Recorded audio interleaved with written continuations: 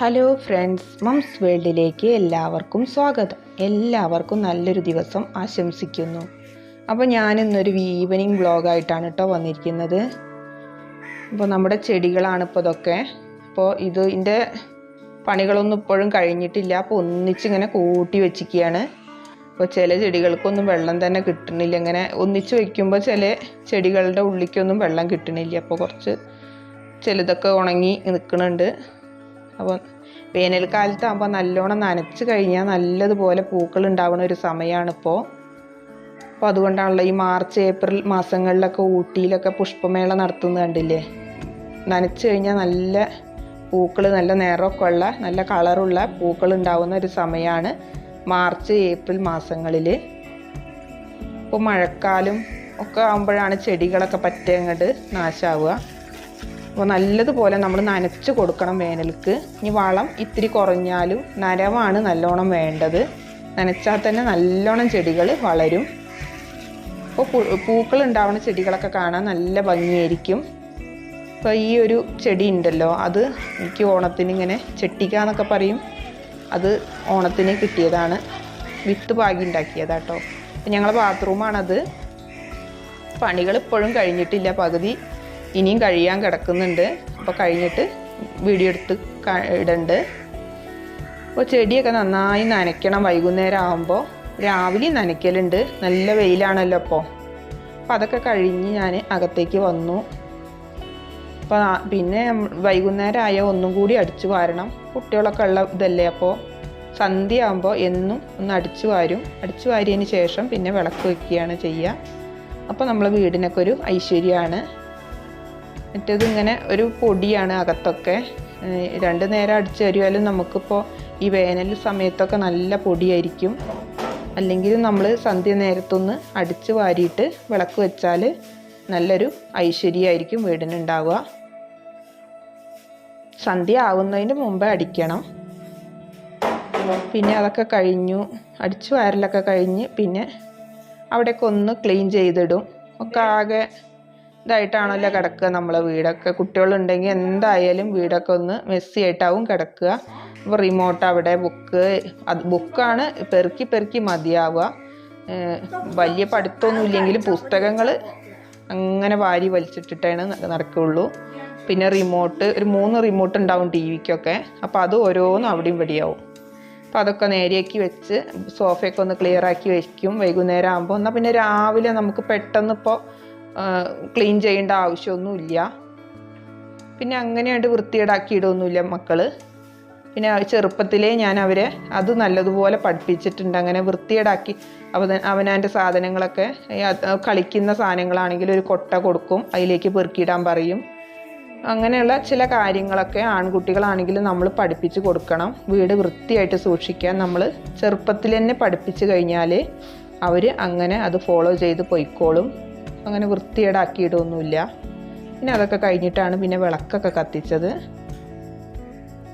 അപ്പോൾ നമുക്ക് സന്ധ്യ ആകുമ്പോൾ വിളക്കൊക്കെ ഒന്ന് കത്തിച്ച് ചന്ദനത്തിരിയും സംബ്രാണിത്തിരിയൊക്കെ ഒന്ന് കത്തിച്ച് വെച്ചാൽ നല്ലൊരു പോസിറ്റീവ് എനർജിയാണ് നമ്മളെ വീടിനുണ്ടാവുക.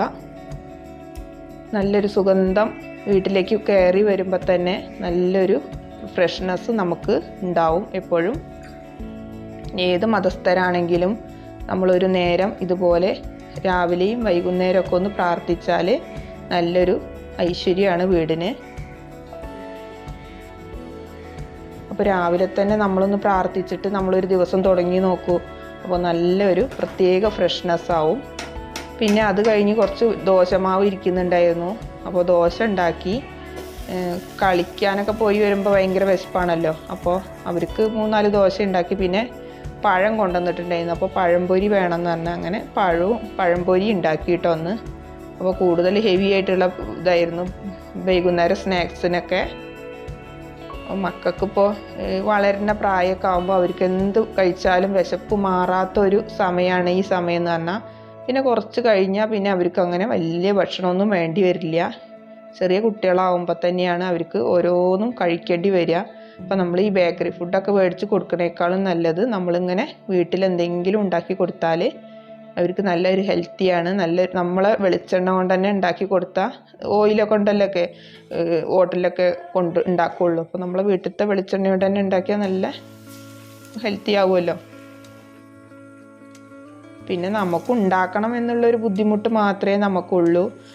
അത് നമ്മളെ മക്കൾക്ക് വേണ്ടിയിട്ടല്ലേ എന്ന് കരുതി നമ്മൾ ഒക്കെ ഉണ്ടാക്കി കൊടുക്കുക. അപ്പോഴേക്ക് ഏട്ടൻ വന്ന് പിന്നെ അതിൻ്റെ ഒരു തിരക്കാണ് കുറച്ച് നേരത്തേക്ക്. അപ്പോൾ കൊണ്ടുവന്നതൊക്കെ എടുത്ത് വെക്കലും ഒക്കെയാണ്. അപ്പോൾ ചെറിയ ആളതൊക്കെ സഹായിച്ച് തരുന്നുണ്ട് എനിക്ക്. അപ്പോൾ ഏട്ടൻ വന്നപ്പോഴേക്ക് ഇത് ഉണ്ടാക്കലൊന്നും കഴിഞ്ഞിരുന്നില്ല. പിന്നെ മീനൊക്കെ എടുത്ത് ഞാൻ തലേന്ന് വാങ്ങി വെക്കും മീനൊക്കെ. എന്നാൽ പിന്നെ നാളെ രാവിലെ ആകുമ്പോൾ പിന്നെ ഓടണ്ടല്ലോ നമ്മൾ മീൻ വാങ്ങാനൊന്നും. അപ്പോൾ ഞാൻ തലേന്ന് വാങ്ങി ഫ്രിഡ്ജിൽ വെക്കലാണ് സാധാരണ. രാവിലെ ആരും ഉണരില്ല ആ നേരത്തൊന്നും. ഉണർന്നാലും അവർ വലിയ തിരക്കിലൊക്കെ ആവും. അപ്പോൾ കടലയൊക്കെ കൊണ്ടുവന്നിരുന്നു. ഇതുപോലെ ഇങ്ങനെ പൊതിഞ്ഞ് ഉള്ള ഒരു കടലുണ്ടല്ലോ നമ്മൾ പീടികയിൽ വാങ്ങാൻ കിട്ടുന്നത്.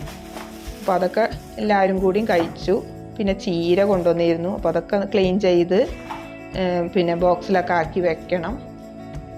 അപ്പോൾ നമുക്കിത് ഉണ്ടാക്കി നേരെയാക്കി വെച്ചാൽ നമുക്ക് കുറച്ച് ദിവസമൊക്കെ നമുക്കിത് ഉപയോഗിക്കാം. ഫ്രിഡ്ജിൽ വെച്ച് കഴിഞ്ഞാൽ ഒരു 3-4 ദിവസമൊക്കെ നമുക്ക് ചീര ഉപയോഗിച്ചോ ഉപ്പേരിയോ കൂട്ടാനൊക്കെ വെക്കാം.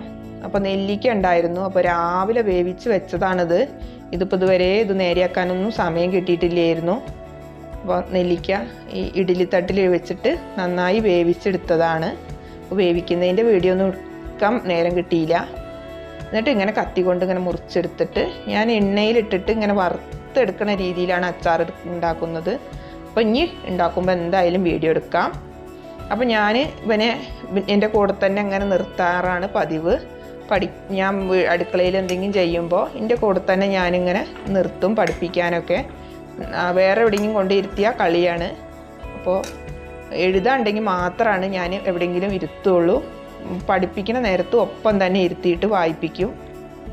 അപ്പോൾ ഏട്ടനും ഒക്കെ അവിടെ ഇരുന്ന് എഴുതുന്നുണ്ട്. അപ്പോൾ നമ്മളെ ക്രിസ്മസിന് എടുത്ത ഒരു വീഡിയോ ആണിത്. അപ്പോൾ കുറച്ച് വഴുകി ഇടാനൊക്കെ. അപ്പോൾ ആ സ്റ്റാറൊക്കെ തൂക്കിയത് ഇങ്ങനെയാണ്. അപ്പോൾ ഞങ്ങളുടെ സ്റ്റാർ ഇതാണ്. അപ്പോൾ പിന്നെ ഞങ്ങളുടെ ഫാനിൻ്റെ മുകളിലൊരു പക്ഷി കൂട് കൂട്ടിയിരുന്നു. അപ്പോൾ അതിൻ്റെ ഒരു വീഡിയോ എടുത്തായിരുന്നു. അപ്പോൾ എൻ്റെ ചെറിയ വീഡിയോ ഇത്രയ്ക്കേ ഉള്ളൂ.